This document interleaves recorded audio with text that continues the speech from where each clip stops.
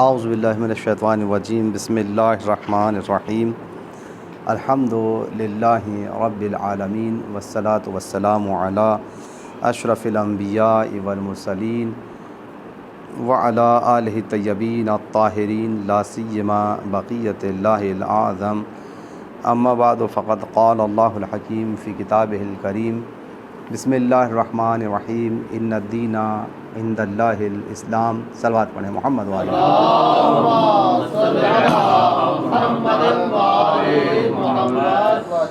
عزیزان محترم، حدیث قصہ اور فہم قرآن کے عنوان سے سلسلہ درس ہمارا یہ جاری و ساری ہے، اور الحمدللہ کافی حد تک میں سمجھتا ہوں کہ اس درس کی افادیت مومنین محسوس کر رہے ہیں، اور ابھی تک جتنے بھی لوگ شرکت کرتے ہیں مجھے خوشی اس بات کی ہے کہ محسوس کرتا ہوں کہ نہایت دلچسپی کے ساتھ آپ حضرات نے اس میں شرکت کی ہے اور استفادہ بھی ہو رہا ہے الحمدللہ۔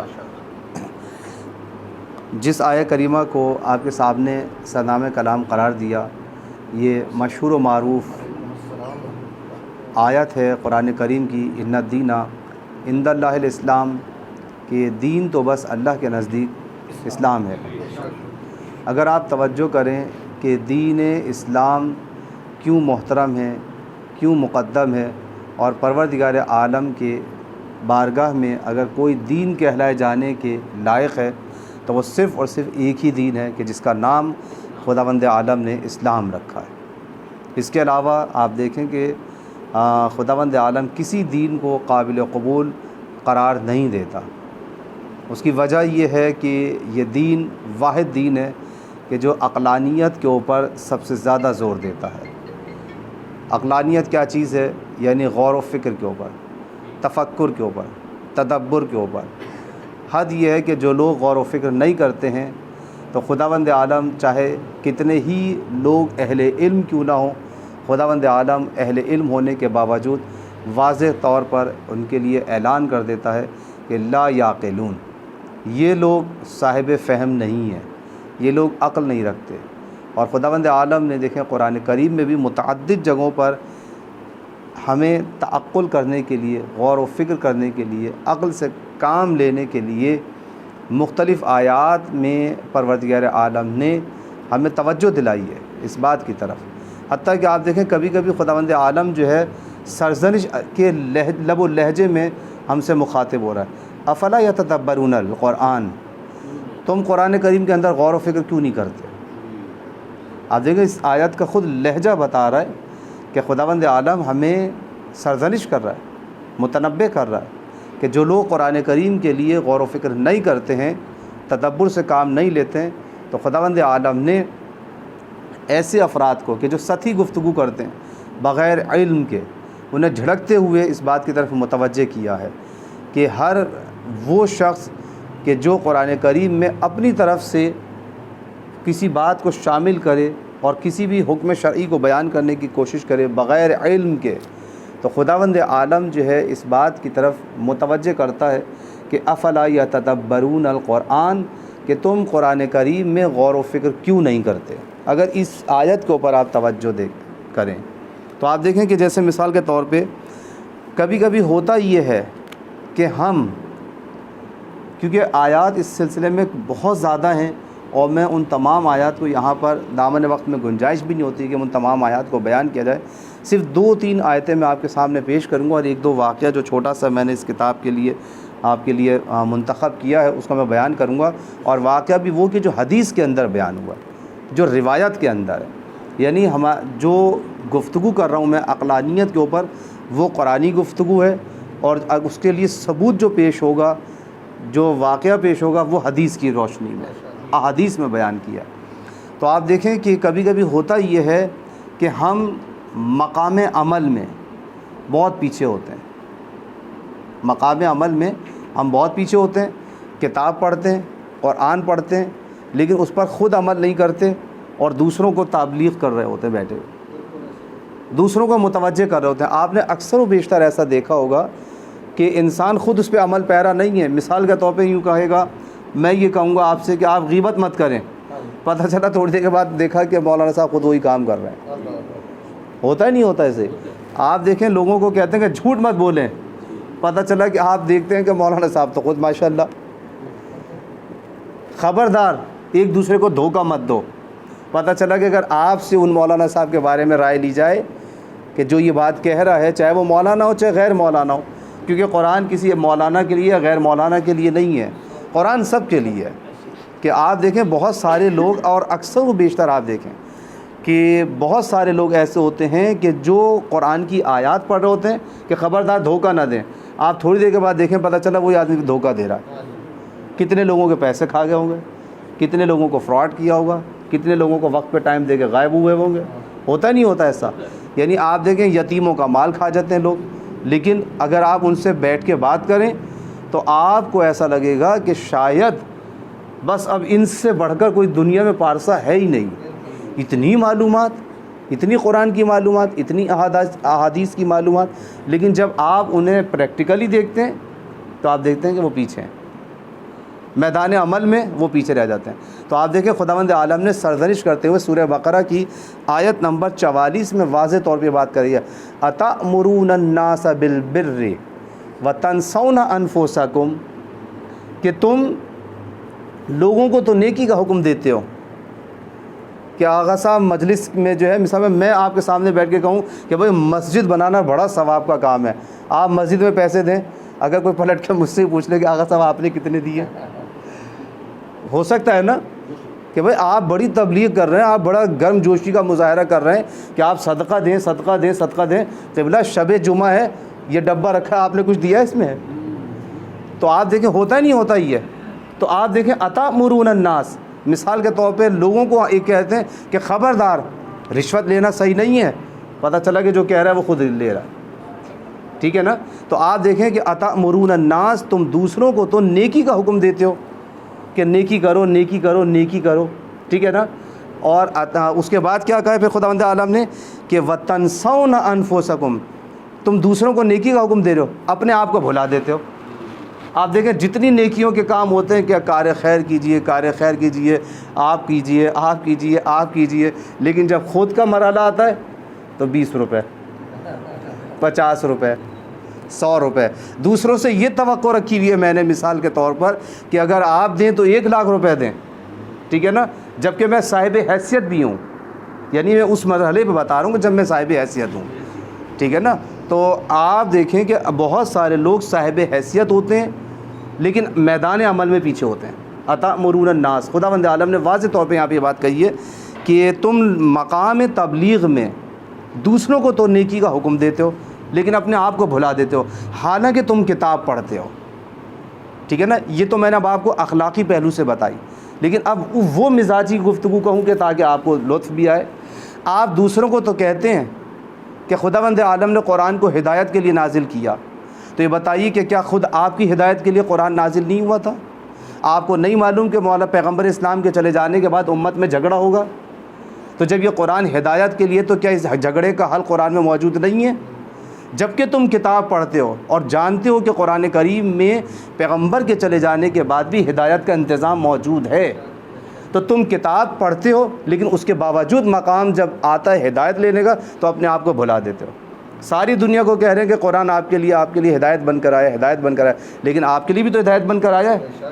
تو پھر آپ اس مقام پہ چڑھ کر نہیں بیٹھ سکتے کہ جس کے لیے خداوند عالم نے کسی صاحب منصب کو معین کیا ہو. جب پیغمبر کو معین کیا ہے, حضرت آدم علیہ السلام کے زمانے سے لے کر اور پیغمبر اسلام تک کوئی ایک مورد ایسا ہو کہ جہاں ہادی برحق خداوند عالم کی طرف سے نہ آیا ہو. ایسا ہی ہے نا, خداوند عالم کی طرف سے آیا. تو یہ کون سا طریقہ بنایا گیا ہے کہ پیغمبر کے چلے جانے کے بعد اب امت کو ہدایت کی ضرورت نہیں رہی؟ یہ کون سا طریقہ آ گیا؟ کیا پروردگار عالم کی نزدیک پیغمبر اسلام سے پہلے کے لوگ اتنے محترم تھے کہ ان کے لیے انبیاء آئیں, ان کے لیے رسول بھیجے جائیں, ان کے لیے حتیٰ کہ پیغمبر اسلام بھیجے جائیں اور ان کے لیے کتابیں نازل کی جائیں, لیکن امت اسلامی سے خدا کو پیار نہیں ہے, ان کو لاوارث چھوڑ دیا جائے, ان کے لیے کوئی دین نہ آئے, ان کے لیے کوئی پیغمبر کے بعد ہدایت گر موجود نہ ہو, ہدایت دینے والا موجود نہ ہو, ہادی برحق موجود نہ ہو؟ تو آپ دیکھیں خداوند عالم اسی وجہ سے کہہ رہے ہیں اتأمرون الناس بالبر وتنسون انفسکم وانتم تتلون الکتاب، کہ تم لوگوں کو نیکی کا حکم دیتے ہو اور تم اپنے آپ کو بھلا دیتے ہو حالانکہ تم کتاب پڑھتے ہو۔ اس کے بعد دیکھیں اسی طریقے سے اب دوسری جگہ پر سورہ بقرہ ہی کی آیت نمبر 73 میں 73 نمبر آیت میں دیکھیں خداوند عالم نے کیا کہا ہے۔ ارشاد ہوتا ہے فَقُلْنَا اضْرِبُوهُ بِبَعْضِهَا، پس پروردگار عالم نے حکم دیا، فَقُلْنَا ہم نے حکم دیا، ہم نے کہا کہ اضْرِبُوهُ کہ اس کے اس حصے کو مارو، کس پر؟ بِبَعْضِهَا، یعنی اس کا کچھ حصہ ٹکڑا لے کر اور مردے پر مارو۔ آپ سمجھے کوئی کس چیز کے بارے میں بات ہو رہی ہے؟ فَقُلْنَا اضْرِبُوهُ، وہ یاد ہے بنی اسرائیل کی گائے کا قصہ کہ جب وہاں پر مردہ پڑا ہوا تھا اور دوسرے کے اوپر ڈال دیا تھا۔ آپ دیکھیں اکثر و بیشتر لوگ آج بھی معاشرے کے اندر یہ بات ہوتی ہے کہ اپنی برائی دوسرے کے گلے ڈال دیتے ہیں۔ یہ کوئی بنی اسرائیل کے اندر جو واقعہ پیش آیا تھا، آج تک ترقی یافتہ مسلمانوں میں بھی یہ چیز موجود ہے کہ کریں گے خود اور دوسرے کے گلے ڈال دیتے ہیں۔ یہ وہی والی بات ہوتی ہے کہ اپنی گندگی دوسرے کی چھت پہ پھینک دینا۔ آپ دیکھیں آج لوگ نہیں کرتے کہ اپنے گھر کا کوڑا برابر والے کے دروازے کے آگے پھینک دیتے ہیں، ہوتا ہے نا؟ تو دیکھیں یہ والی چیز تو آپ برائی خود کی اور گلے میں دوسرے کے ڈال دی۔ فیصلہ کس کے ذریعے ہو رہا ہے؟ پروردگار عالم نے کہا کہ دیکھو ہم نے ان سے کہا کہ گائے ذبح کرو اور اس کا ایک ٹکڑا اٹھا کر جو ہے اس کے اوپر مارو، یہ زندہ ہو کر گواہی دے گا۔ ایسا ہی ہوا۔ اچھا اب آپ دیکھیں یہاں پر یہ چیز بھی تو ہو سکتی تھی، کیا ضروری تھا کہ وہ گائے ذبح ہو؟ ضروری ہے؟ خداوند عالم اس بات کا محتاج ہے؟ حضرت عیسیٰ علیہ السلام ٹھوکر مارتے تھے اور مردہ اٹھ کے بیٹھ جاتا تھا، نہیں ہوا ایسا؟ حضرت موسیٰ علیہ السلام نے مردوں کو زندہ نہیں کیا، تو کیا پروردگار عالم نے حضرت موسیٰ علیہ السلام کو یہ طاقت نہیں دی تھی کہ وہ چاہتے اور اسے کہتے کہ آواز دیتے اور وہ اٹھ کر بیٹھ جاتا؟ تو گائے کا ذبح کروانا کیوں ضروری تھا؟ آزمائش۔ فلسفہ یہ نہیں کہ گائے کی ذبح کی اس کی ران کے ذریعے ہی کسی کو زندہ کیا جائے گا، نہیں۔ دیکھیں پروردگار عالم جب امتحان لینا چاہتا ہے تو کسی بھی چیز کے ذریعے امتحان لے لیتا ہے۔ کسی کا گائے کے ذریعے امتحان لے لیا، توجہ ہے نا؟ کسی کا آپ دیکھیں قبلے کے ذریعے امتحان لیا ہے، وہاں پہ گائے ذبح کرنے کا حکم ہے، یہاں قبلے کی تبدیلی کا حکم ہے۔ پروردگار عالم نے کہا نا یہ بتائیے کہ بیت المقدس، کیا بیت المقدس کے تقدس ختم ہو گیا تھا؟ نہیں تھا نا تقدس ختم، آج بھی اسی طرح سے تقدس باقی ہے۔ کیا بیت المقدس خدا نہ خواستہ نجس ہو گیا تھا؟ کیا اب اس کی طرف قبلہ کی طرف رخ کر کے نماز نہیں پڑھی جا سکتی تھی؟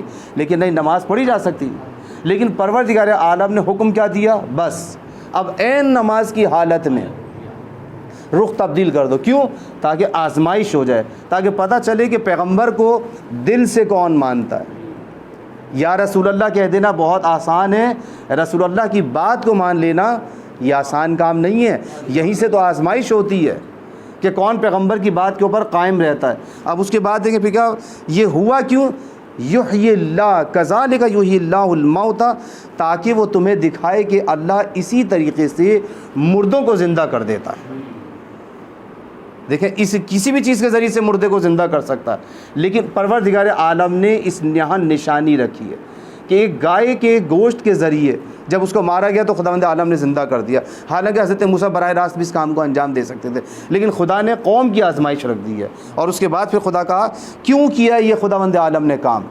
علت بیان کر رہا، یریکم آیاتی، تمہیں آیت دکھائی ہے، آیت دکھائی ہے، نشانی دکھائی ہے۔ کیوں یہ دکھائی کیوں جا رہی ہے نشانی؟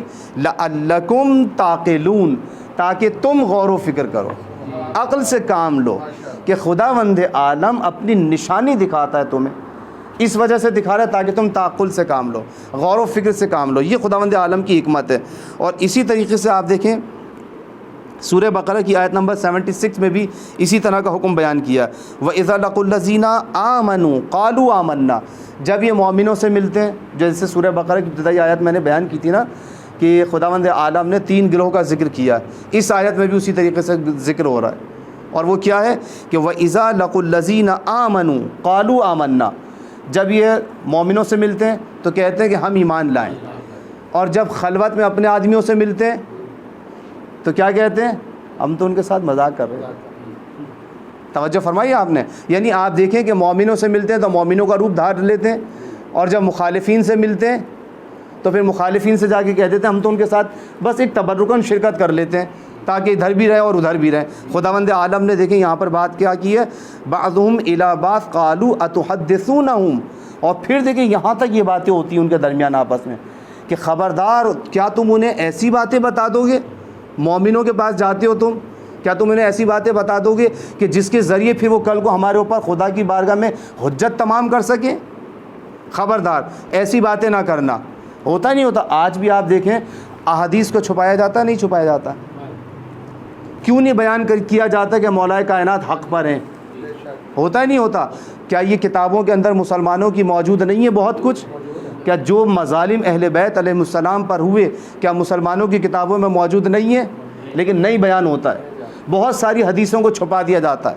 تو خداوند عالم نے یہ بات کہی ہے دیکھیں کہ یہ اس وجہ سے چھپاتے ہیں, چھپانے کی علت بھی بتا رہا ہے کہ چھپاتے اس وجہ سے ہیں کہ اگر یہ ظاہر کر دیں تو ان کے اوپر حجت تمام ہو جائے گی اور پھر دودھ کا دودھ پانی کا پانی الگ ہو جائے گا, تو مولا علی علیہ السلام کو تسلیم کرنے کے پر مجبور ہو جائیں گے, لہذا چھپا لو. یہ والی حدیث نہیں بیان کرنا, یہ والی حدیث نہیں بیان کرنا, ورنہ حدیث پہ پابندی نہیں لگی. 100 سال تک آپ دیکھیں حدیثوں پہ پابندی لگی رہی ہے ابتدائی دور میں. یہ کیوں تھی پابندی؟ کیوں بیان کرنے کے اوپر پابندی تھی؟ کیوں نہیں بیان کر سکتے تھے لوگ پیغمبر اسلام کے بعد؟ احادیث پیغمبر کو بیان کرنے پر پابندی لگا دی گئی. کیوں؟ ہر حدیث کے بیان کرنے پہ پابندی تھی؟ نہیں, ہر حدیث کے بیان کرنے پہ پابندی نہیں تھی. آپ تاریخ اٹھا کے دیکھیں, وہ احادیث بیان کرنے پر پابندی تھی کہ جس میں اہل بیت علیہ السلام کے فضائل موجود تھے, جن میں تذکرہ محمد و آل محمد علیہ السلام موجود تھا. توجہ فرمائی آپ نے. اسی طریقے سے آپ دیکھیں تعقلون کے بارے میں توجہ فرمائیے گا. پھر دوسری مرتبہ آیت میں سورہ انعام کی آیت نمبر 32 میں ارشاد ہو رہا ہے, کہاں کہاں پروردگار عالم نے غور و فکر کرنے کی دعوت دی ہے. ومن حیات الدنیا الا لعب و لہو, یہ دنیا زندگانی دنیا کیا ہے؟ لہو و لعب ہے, کھیل تماشا. آپ دیکھیں کہ اسی گٹھ جوڑ میں لگے ہوئے کہ 4 ہمارے ساتھ مل جائیں, 4 ہمارے ساتھ مل جائیں, اس کی پارٹی ٹوٹ جائے, اس کی پارٹی ٹوٹ جائے, وہ ادھر آ جائے, وہ ادھر چلا جائے, اسی گٹھ جوڑ میں لگے ہوئے. یہ سب زندگانی دنیا جو ہے کھیل تماشا ہے, اس کے علاوہ کچھ بھی نہیں ہے. خداوند عالم نے اسے صاف لفظوں میں کہہ دیا وَلَدَّارُ الْآخِرَةُ خَيْرٌ, جبکہ آخرت کا جو دار ہے, جو دار آخرت ہے وہ کیا ہے؟ وہ خیر ہے. کس کے لیے خیر ہے؟ سب کے لیے. للذین یتقون, کہ جو صاحبان تقوی ہیں, کہ جو صاحبان تقوی ہیں ان کے لیے دار آخرت جو ہے وہ خیر ہے. افلا تعقلون, تم لوگ غور کیوں نہیں کرتے؟ تم دنیا کے لہو و لعب میں لگے ہوئے ہو, لیکن یاد رکھو کہ یہ دنیا کی جو زندگی ہے یہ ختم ہو جائے گی. پروردگار عالم کی بارگاہ میں سب کو پہنچنا ہے. یہاں تک یہ بات ہو گئی. اور اس کے بعد پھر دیکھیں خداوند عالم نے قرآن کریم عربی میں کیوں نازل کیا ہے؟ پتہ ہے آپ کو عربی میں کیوں نازل کیا ہے؟ اردو میں کیوں نہیں نازل کیا؟ فارسی میں کیوں نہیں کیا؟ عربی لینگویج تھی. اب دیکھیں خداوند عالم نے کیا کہا ہے.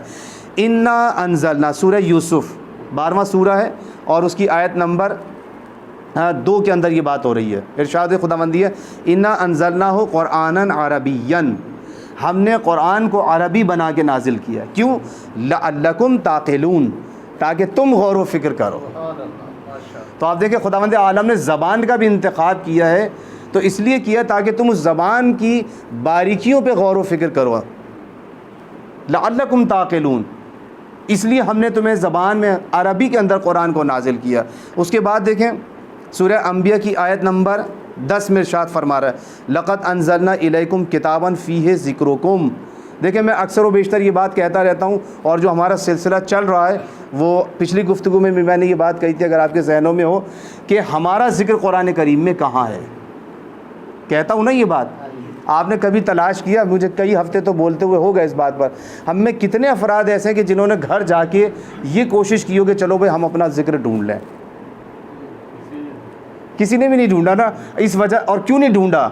آغا صاحب آپ خود ہی تو بتا ہی دیتے ہیں, اس لیے ہمیں ضرورت ہی نہیں پڑتی.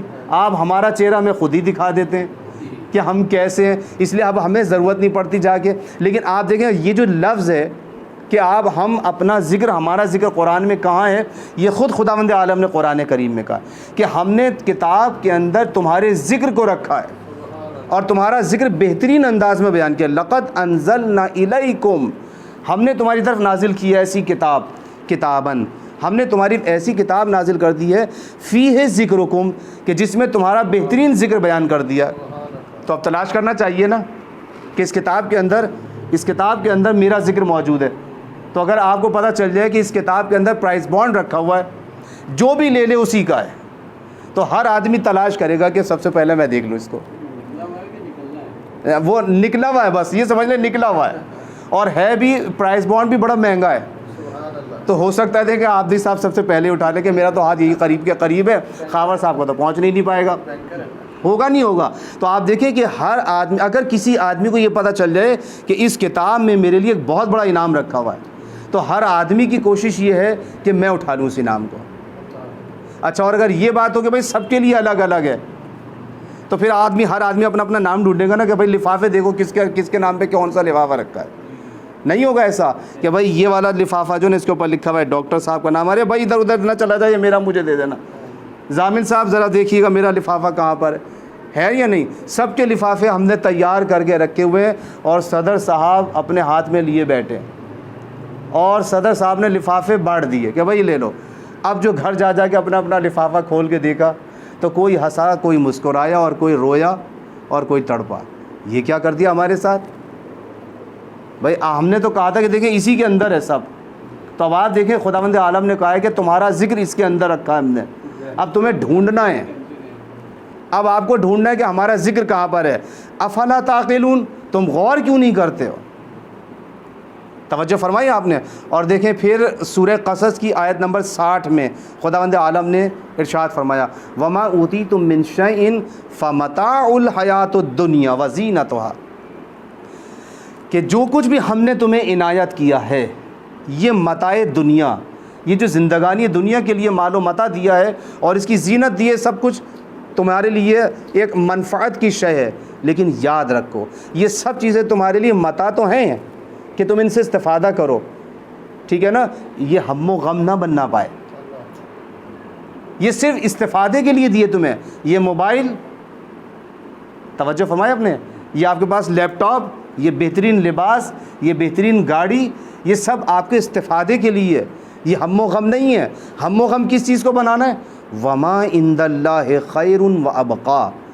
یاد رکھو کہ جو کچھ تمہارے پاس ہے, گاڑی ایک دن ہے میلی ہو کے ختم ہو جائے گی, لباس ہے بوسیدہ ہو کے پھٹ کے ختم ہو جائے گا, موبائل ہے بیٹری پھول کے ختم ہو جائے گی, ہر چیز ختم ہو جائے گی آپ کے پاس جو کچھ بھی ہے. لیکن پروردگار کے پاس جو کچھ ہے خیر ہے, وہ خیر ہی خیر ہے, وہ ختم نہیں ہونے والی ہے. وَأَبْقَا, اور باقی رہنے والا ہے.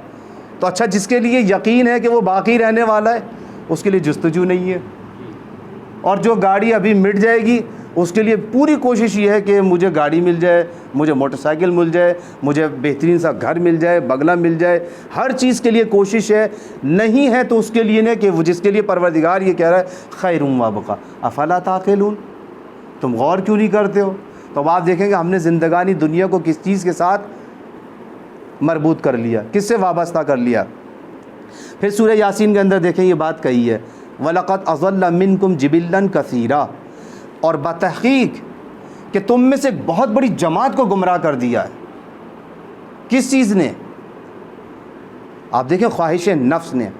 أَفَلَمْ تَكُونُوا تَعْقِلُونَ, تو پھر تم غور و فکر کیوں نہیں کرتے ہو. آپ دیکھیں ہر قوم قبیلے کو اٹھا کے دیکھیں, انبیاء کی تاریخ اٹھا کے دیکھیں, کتنی قومیں گمراہ ہوئی ہیں. کیا حضرت ابراہیم علیہ السلام کا زمانہ یاد نہیں ہے؟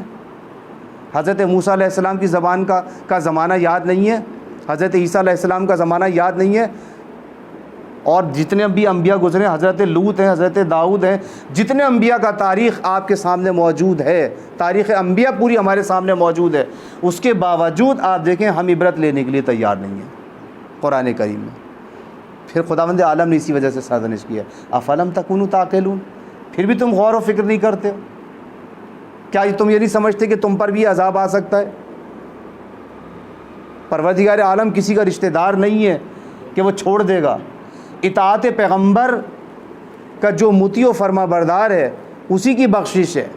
یہ بات ذہن میں رہنی چاہیے کہ اطاعت و فرما برداری پر جنت ملنے والی ہے, ناروں پہ جنت نہیں ملے گی. جنت ملے گی تو نبی کریم صلی اللہ علیہ وآلہ وسلم کی اطاعت پر ان کی محبت میں، اہل بیت علیہ السلام کی اطاعت و فرما برداری اور ان کی محبت پر.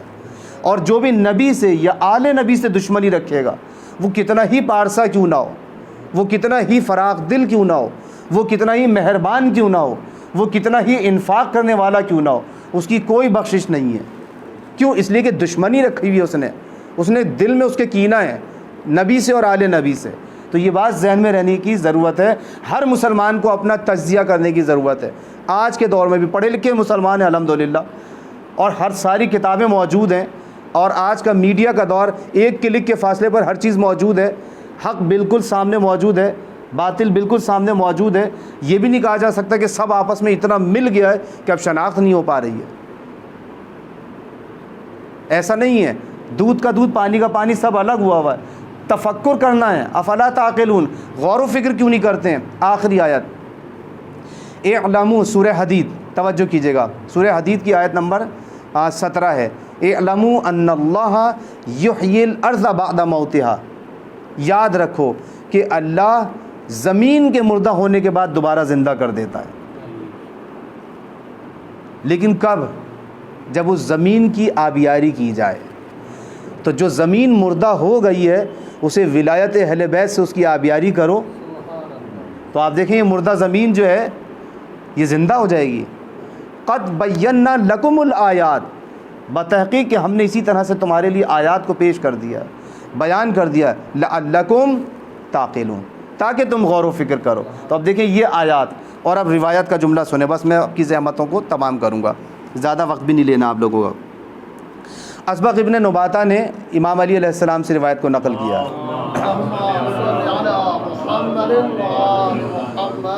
مولا علی علیہ السلام فرماتے ہیں کہ جبرائیل علیہ السلام نازل ہوئے کس کے پاس؟ حضرت آدم علیہ السلام کے پاس. اور آنے کے بعد حضرت جبرائیل علیہ السلام کے ساتھ 3 چیزیں آئیں، اور 3 چیزیں جب وہ آئی ہیں تو حضرت آدم علیہ السلام سے آ کر کہا جبرائیل علیہ السلام نے کہ اے آدم، یہ 3 چیزیں ہیں آپ کے لیے، ان میں سے ایک انتخاب کرنی ہے آپ کو. بہترین بڑا سبق آموز واقعہ، چھوٹا سا مختصر سا. اور وہ 3 چیزیں کیا تھیں؟ ایک عقل ہے، دوسرا دین، اور تیسری حیا. لینا ان میں سے ایک ہے. یہ 3 چیزیں آپ کے پاس. جبرائیل علیہ السلام لے کر آئے پروردگار عالم کی طرف سے گفٹ، کس کے لیے؟ حضرت آدم علیہ السلام کے لیے. اور کہا کہ یہ 3 چیزیں، ان میں سے ایک کا انتخاب کرنا ہے. تو اب حضرت آدم علیہ السلام جو ہے کس کا انتخاب کریں؟ ہم اولاد آدم ہیں نا، عقل کا انتخاب کریں. یہ تو آپ لوگ پڑھ کے بتا رہے ہیں، سن کے بتا رہے ہیں، لیکن آپ خود اگر ایسے ہوں تو بتائیں اس موقع پر کیا کہیں گے؟ ابا یہ لے لیں، ہوگا یا نہیں ہوگا؟ گاڑی ہے بہترین، کیوں چھوڑ رہے ہیں؟ یہ بھی کوئی عقل مندی ہے کہ اتنا بڑا بنگلہ چھوڑ دیا؟ ہوگا نہیں ہوگا. لیکن آپ دیکھیں حضرت آدم علیہ السلام کو کوئی مشورہ دینے والا نہیں ہے ہم جیسا. وہاں پر خود آدم علیہ السلام ہے، جبرائیل ہے. حضرت آدم علیہ السلام نے عقل کو لے لیا، ٹھیک ہے نا، عقل کو لے لیا. جیسے ہی حضرت آدم علیہ السلام نے عقل کا انتخاب کیا، فرشتہ ایک دم چونکا. فرشتے نے کہا کہ باقی بھائی چلو دونوں واپس. جبرائیل نے کہا دین سے اور حیا سے کہ چلو واپس، اس لیے کہ آدم نے تو عقل کا انتخاب کر لیا. اب وہ دونوں نے کیا جواب دیا جبرائیل کو؟ ہم نہیں جائیں گے. اس لیے کیوں بھائی، کیوں نہیں جا رہے آپ دونوں؟ کہا اس لیے کہ پروردگار عالم نے ہمیں حکم دیا ہے کہ جہاں عقل رہے وہیں دین بھی رہے اور وہیں حیا بھی رہے. تب جبرائیل علیہ السلام کو پروردگار عالم نے کہا انی اعلم ما لا تعلمون. اے جبرائیل تمہیں یاد ہے کہ ہم نے نہیں کہا تھا کہ انی اعلم ما لا تعلمون، جو میں جانتا ہوں وہ تم نہیں جانتے. تمہیں پتہ ہے کہ آدم انتخاب دین کا نہیں کریں گے، اس لیے کہ دین کسی بھی وقت بگڑ سکتا ہے. حیا کا انتخاب نہیں کریں گے، کسی بھی وقت حیا جا سکتی ہے. لیکن اگر عقل آ گئی تو پھر دین بھی ساتھ رہے گا اور حیا بھی ساتھ رہے گی. ایک سلوات بھیج دیں محمد و آل محمد.